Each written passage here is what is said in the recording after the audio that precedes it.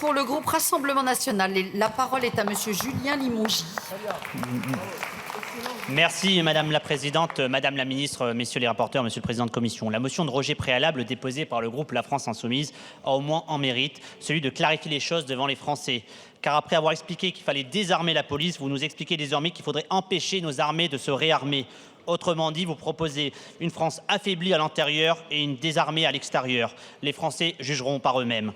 En réalité, la France a besoin d'armées fortes pour rester crédible en Europe et sur la scène internationale. Alors oui, cette actualisation de la loi de programmation militaire est décevante. Elle ne répond que très partiellement aux besoins de remontée en puissance de nos armées. Elle se limite pour l'essentiel à reconstituer en partie des stocks de munitions devenus faméliques, à lancer tardivement quelques programmes qui auraient déjà dû l'être depuis longtemps et surtout à colmater les brèches budgétaires d'une LPM initialement insincère. Une insincérité que le Rassemblement national avait dénoncée dès 2023. Nous l'avions dit, les 13 milliards d'euros de recettes extra-budgétaires étaient en partie fictifs.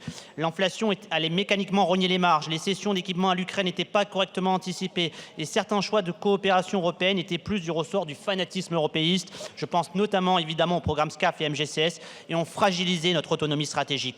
La réalité, c'est que si nous sommes aujourd'hui réunis pour actualiser cette LPM, ce n'est pas seulement à cause du contexte international. C'est d'abord parce qu'elle était mal conçue dès le départ. Et c'est ça que les Français doivent comprendre et ce qui a toujours été dénoncé par le Rassemblement national. C'est pourquoi nous faisons le choix du débat, le choix d'améliorer ce texte, le choix de redonner au Parlement un vrai rôle. Après des années où les questions de défense ont trop souvent été confisquées par l'usage massif du 49.3.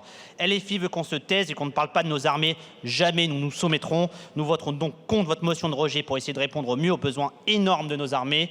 La capacité du gouvernement à écouter et à prendre en compte nos propositions déterminera notre vote final. Merci beaucoup. Merci, monsieur le député. Pour le groupe